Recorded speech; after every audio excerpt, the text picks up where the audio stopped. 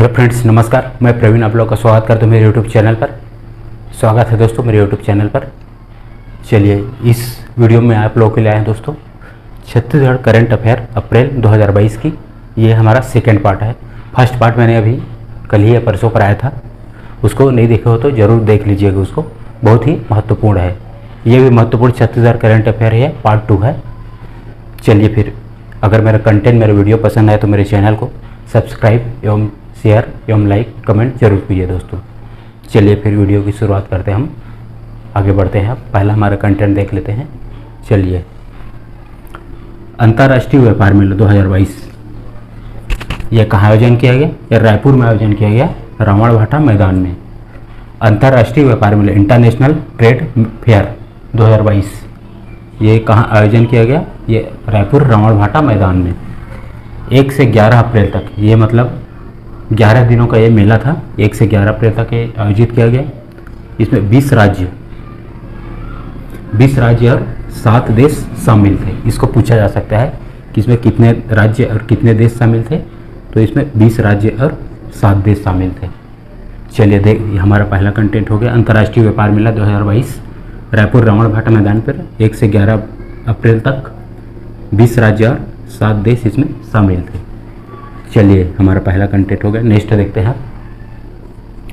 Dubai में world para athletics championship 2022 का आयोजन किया गया।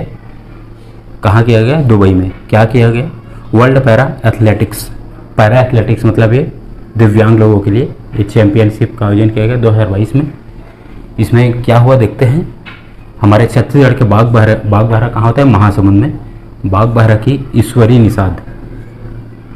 निषाद ने 400 मीटर दौड़ में रजत पदक जीता भी। किसमें जीता है? दुबई के वर्ल्ड पैरा एथलेटिक्स चैंपियनशिप 2022 में भी आयोजन हुआ तत्कालिक। इसमें बागबाहरा की ईश्वरी निषाद ने 400 मीटर दौड़ में रजत पदक जीता। चलिए, मोस्ट इम्पॉर्टेंट आपके एग्जाम के लिए ईश्वरी निषाद क्या है ये पूछा जा सकते हैं। पैरा एथलेटिक्स है, कहाँ की है? बागबाहरा महासमुंद की। 400 मीटर दौड़ में ये रजत पदक जीता इन्होंने। चलिए आगे बढ़ते हैं। फिर तीसरा देखते हैं। National family health survey 5 report ये 2021 में ये भी लॉन्च हुआ है ये report. National family health survey 5 report. इसमें क्या है देख लेते हैं। प्रदेश में 46% महिलाओं के नाम पर घर और ज़मीन है। जी हाँ, प्रदेश में, हमारे छत्तीसगढ़ प्रदेश में 46% महिलाओं के नाम पर अपने घर और ज़मीन है। ये 46% मोस्ट इम्पॉर्टेंट डाटा है। 46% महिलाओं के नाम पर घर और ज़मीन है। ये 2015-16 में जो रिपोर्ट आई थी उसमें 26.4% मात्र थी, जो बढ़कर अब कितनी हो गई? 40%। ये मोस्ट इम्पॉर्टेंट आपके एग्जाम के लिए। National family health survey 5 report अभी 2021 में लॉन्च हुई थी। देख लेते हैं 2020-21 में और रिपोर्ट है। नवजात मृत्यु दर कितना थी, अभी कितना है? 32.4 प्रति हज़ार। ये 2015-16 में कितना थी? 42.1 प्रति हज़ार। मतलब एक कम हुआ है नवजात मृत्यु दर इसमें। अभी 32.04 प्रति हज़ार है और 2015-16 में था 42.1 प्रति हज़ार।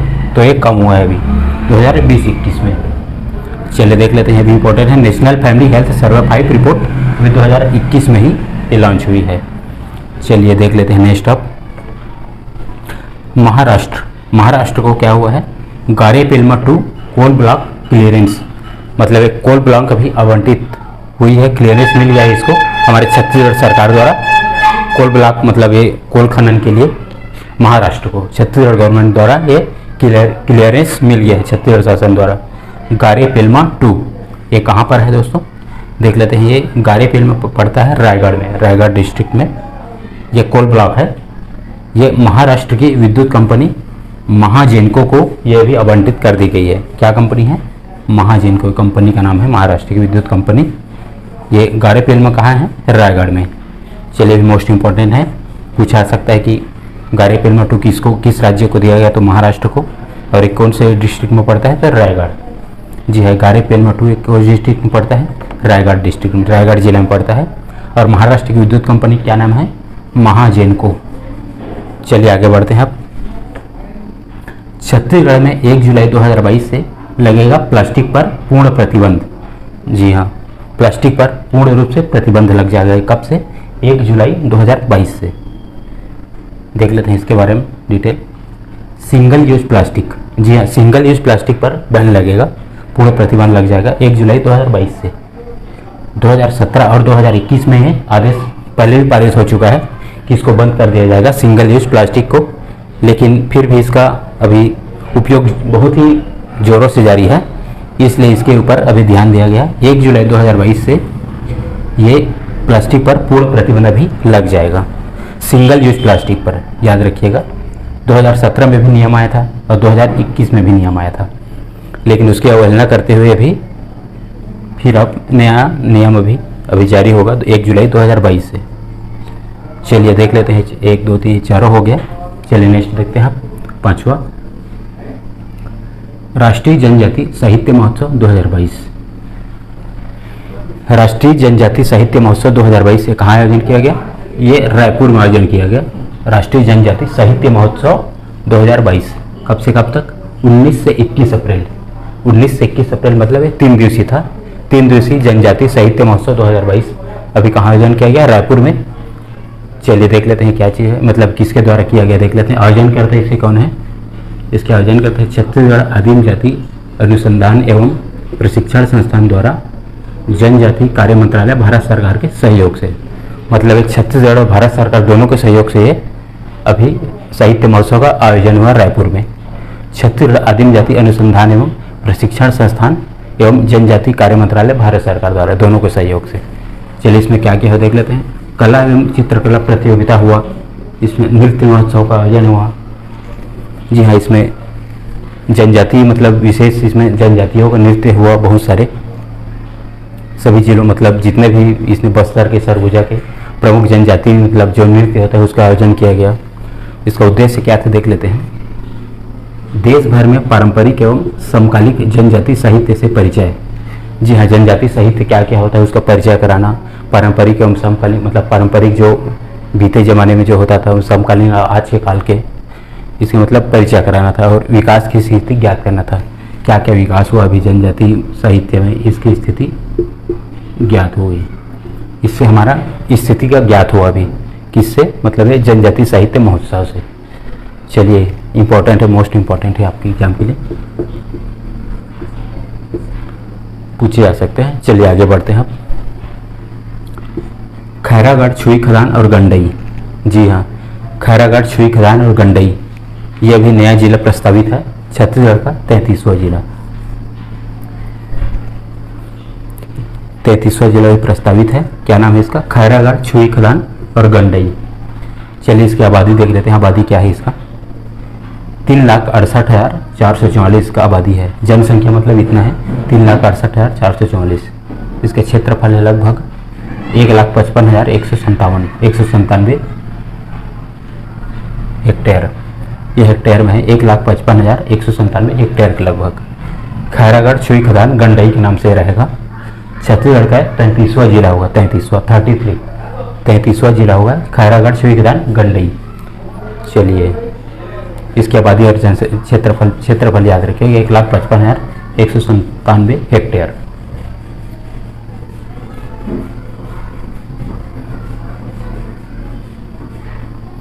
चलिए आगे बढ़ते हैं। अब 7वां देख लेते हैं। सबसे कम बेरोजगारी दर हमारे छत्तीसगढ़ में। छत्तीसगढ़ अभी अव्वल आया है सबसे कम बेरोजगारी दर की स्थिति में पूरे भारत भर में। चलिए इसका परसेंट क्या है देख लेते हैं। 0.6% ये छत्तीसगढ़ की बेरोजगारी दर है, जो अभी तक के न्यूनतम है। अभी तक के जो न्यूनतम है यही है, 0.6%। सबसे हाईएस्ट कौन देख लेते हैं? 26.7% हरियाणा। ये हरियाणा राज्य अभी सर्वाधिक है, 26.7%। ये जारी किसके द्वारा किया गया देख लेते हैं। Centre for monitoring Indian economic संगठन CMI, centre for monitoring Indian economic संगठन CMI के नाम से है। इसके द्वारा भी जारी किया गया, centre for monitoring Indian economic संगठन के द्वारा। CMI के गठन कब हुआ देख लेते हैं। 1976 में इसका गठन हुआ है, 1976। ये एक थिंक टैंक रूप में काम करता है, मतलब ये विभिन्न मतलब आर्थिक स्थिति की ये रिपोर्ट जारी करता है भारत की। विभिन्न क्षेत्रों में ये थिंक टैंक रूप में भी काम करता है भारत में। और भारत में बेरोजगारी दर अभी कितना है? 7.5%, मतलब छत्तीसगढ़ से बहुत ज़्यादा है। 7.5% भारत की बेरोजगारी दर है, 7.5%, याद रखिएगा। सबसे कम बेरोजगारी दर छत्तीसगढ़ में पहला स्थान है, सबसे कम में 0.6% अब तक के न्यूनतम है छत्तीसगढ़ में। 26.7% हरियाणा सर्वाधिक है। Centre for monitoring Indian economic संगठन CMI के द्वारा ये जारी किया जाता है, जारी किया गया है अभी। और CMI का गठन कब हुआ था? 1976 में। एक थिंक टैंक रूप में काम करता है। भारत में बेरोजगारी दर अभी कितना है? 7.5%। चलिए नेक्स्ट देखते हैं।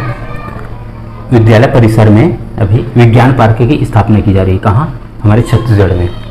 हमारे छत्तीसगढ़ राज्य में विद्यालय परिसरों में विज्ञान पार्क की स्थापना किया जा रहा है, मतलब जिलों में होगा।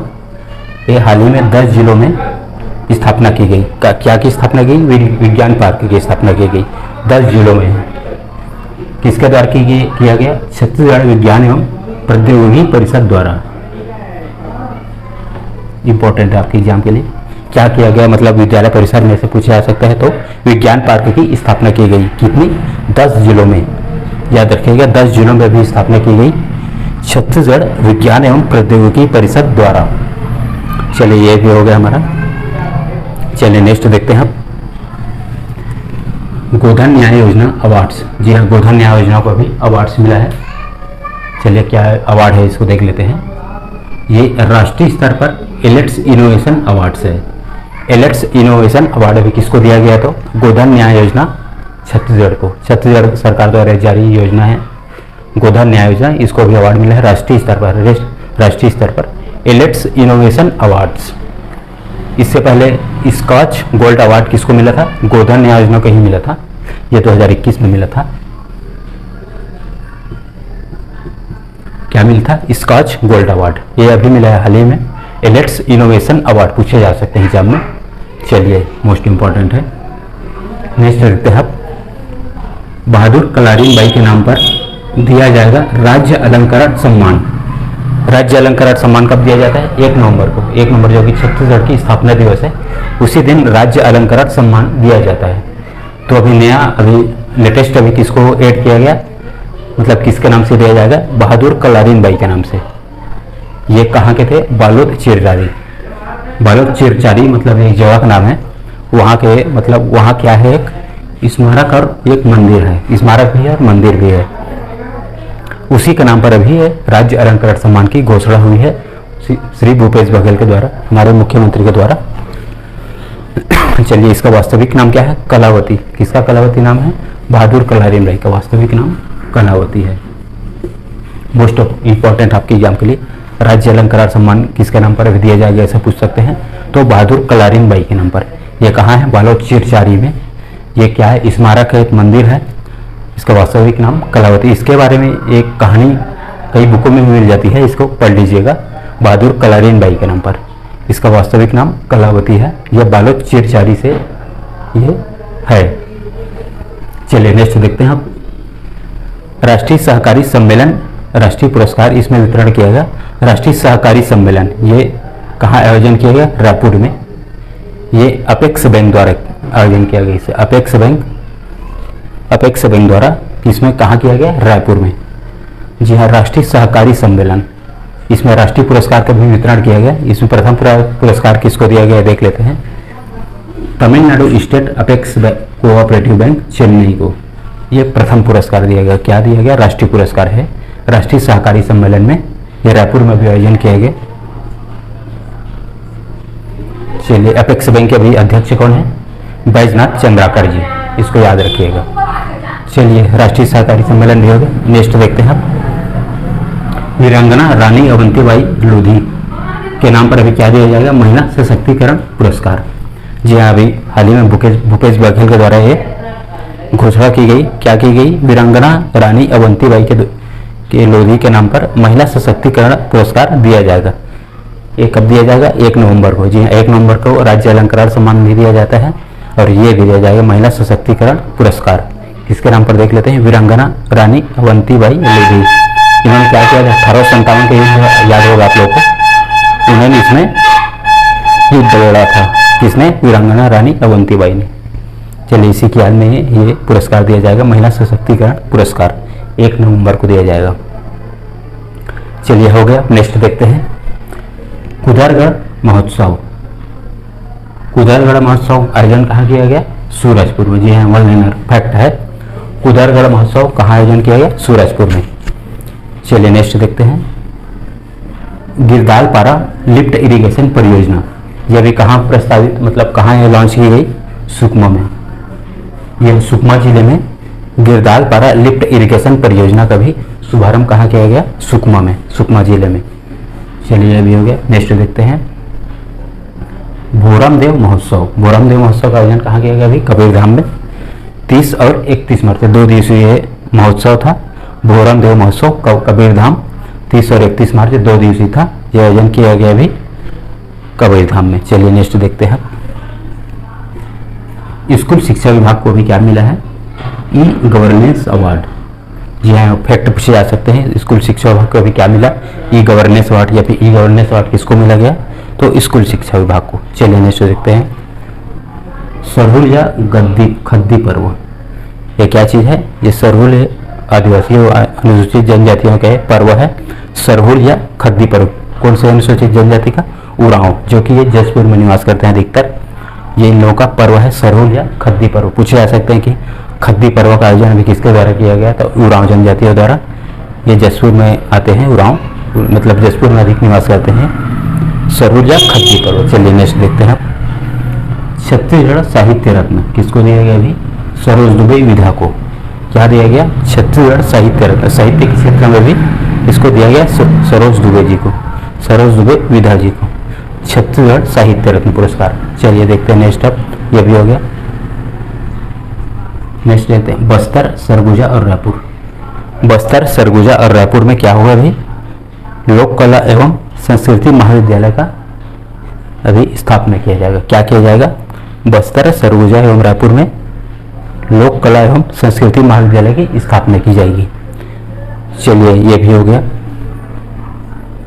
ये सब मोस्ट इंपॉर्टेंट अभी करंट अफेयर है छत्तीसगढ़। ये अप्रैल के 2022 के करंट अफेयर है। ये इसका सेकेंड पार्ट है। चलिए फिर इस वीडियो में भी इतना ही रखते हैं। नेक्स्ट वीडियो में फिर मिलते हैं। नमस्कार।